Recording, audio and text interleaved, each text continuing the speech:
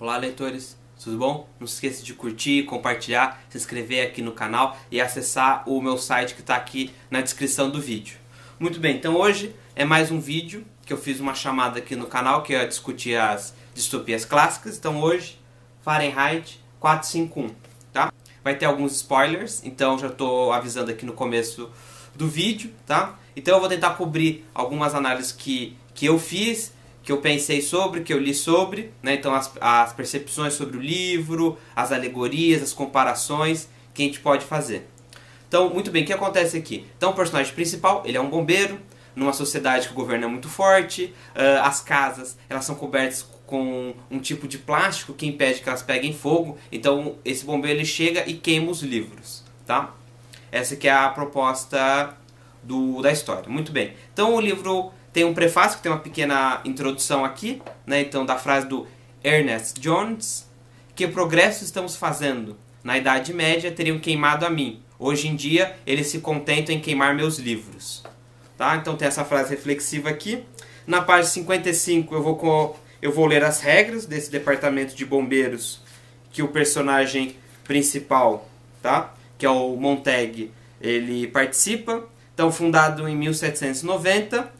para queimar livros da influência inglesa nas colônias. Primeiro bombeiro, Benjamin Franklin.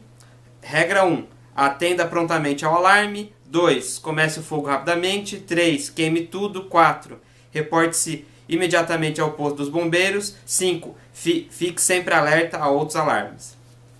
Muito bem. O que acontece nessa história?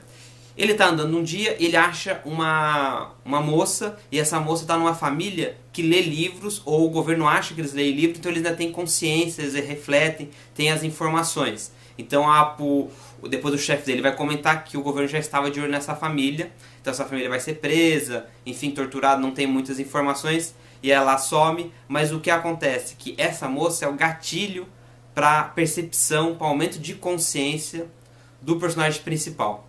E a partir daí ele fala, nossa, por que eles estão queimando o livro? Eu vou ler o livro, vou dar uma olhada. Ele começa a perceber novas informações sobre os acontecimentos desse mundo. Que está muito perdido, que o pessoal fica só na televisão, que não tem reflexão, enfim. Se você leu essas distopias e as outras, é bem claro como que esse mundo está funcionando. Muito bem. Então daí você vai lendo o livro e tal, que chega uma hora, que nessa minha edição aqui, né, na página 77 até 87, digamos assim, o núcleo principal do livro, porque o chefe, né, do Montague, do departamento de bombeiros, começa a falar, olha, a sociedade era assim, assim, assim, vou comentar algumas coisas, e a gente mudou, então a gente resolveu perseguir livros para melhorar a situação, para as pessoas refletirem menos, para elas ficarem mais simples a vida delas, mais felizes, consequentemente, tudo ficaria mais simples, né? Então o governo cresceu nesse sentido, tá? Então, que itens que ele discute nessas páginas?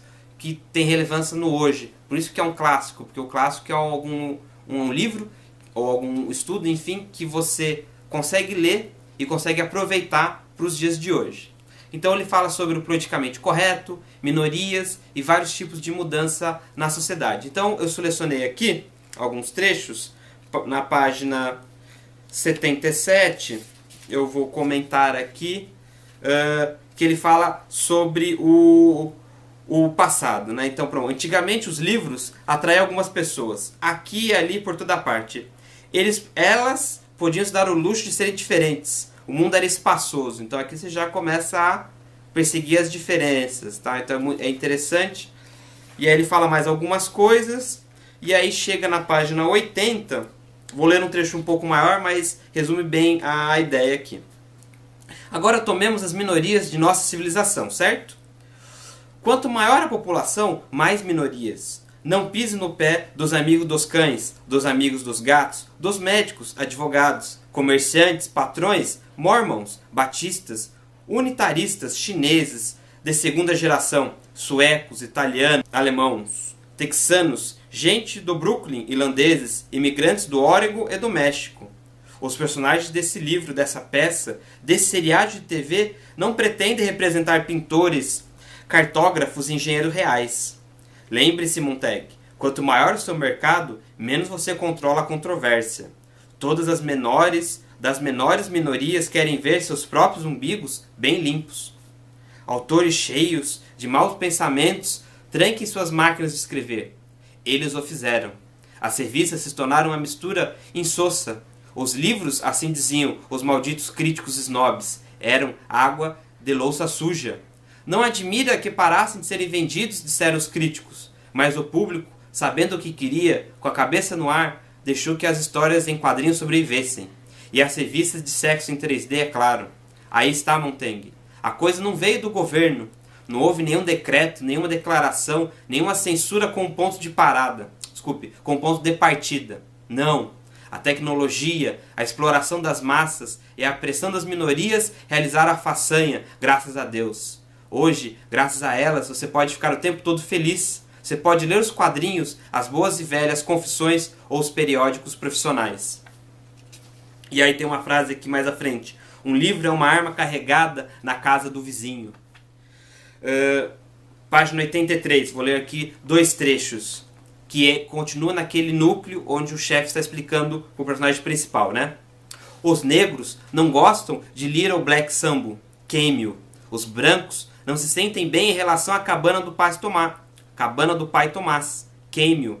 Alguém escreveu um livro sobre o fumo e o câncer de pulmão? As pessoas que fumam lamentam? Queimemos os livros. Serenidade, Montaigne. Paz, Montaigne.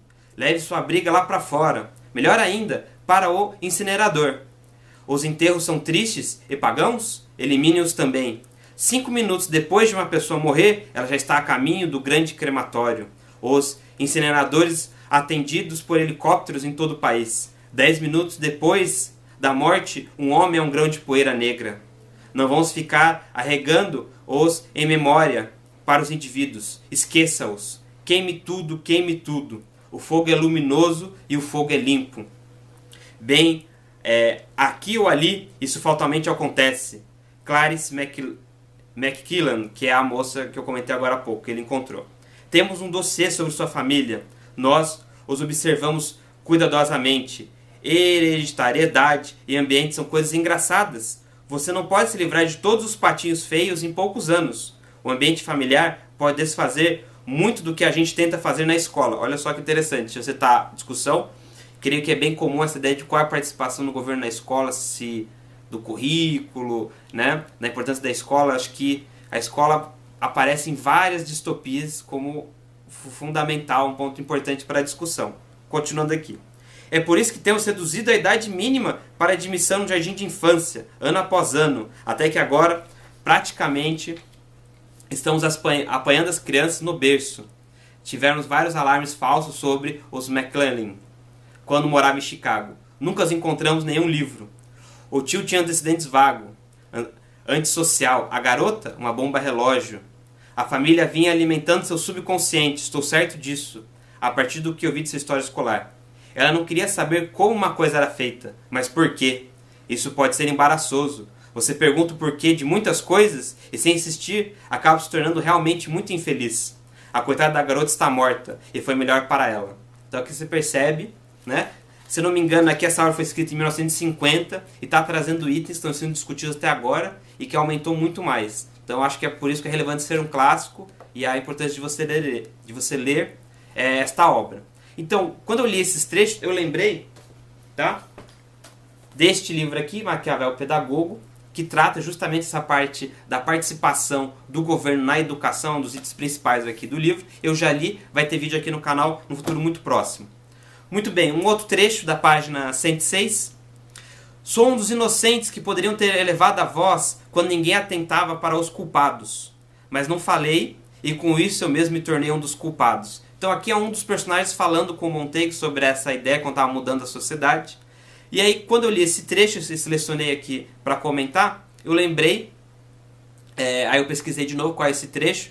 Eu não tenho muitas informações sobre essa obra para comentar aqui agora, mas é sobre o Martin Niemöller, de 1933, símbolo da resistência aos nazistas. Então eu lembrei desse trecho e vou ler aqui rapidamente, que complementa essa parte aqui do livro. Um dia vieram e levaram meu vizinho, que era judeu. Como não sou judeu, não me incomodei. No dia seguinte, vieram e levaram meu outro vizinho, que era comunista. Como não sou comunista, não me incomodei. No terceiro dia, vieram e levaram meu vizinho católico. Como não sou católico, não me incomodei. No quarto dia vieram e me levaram. Já não havia mais ninguém para reclamar. Então eu acho que complementa bem o que o personagem está falando dessa situação, né? Muito bem, então na página 115, os que não constroem precisam queimar. Isso é tão antigo quanto a história e os delinquentes juvenis. Tá? Então uma frase aqui reflexiva que eu queria destacar. Página 123 tem uma frase sobre filhos. Então uma das...